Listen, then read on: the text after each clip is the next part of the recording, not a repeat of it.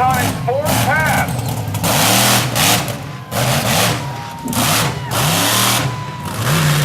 All that horsepower. We're going to find out how much horsepower he's got. We're going to talk to him here. We've done it.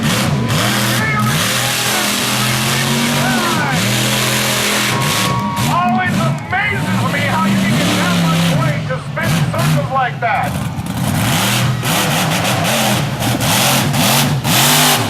A couple of years ago, Jim Burns was going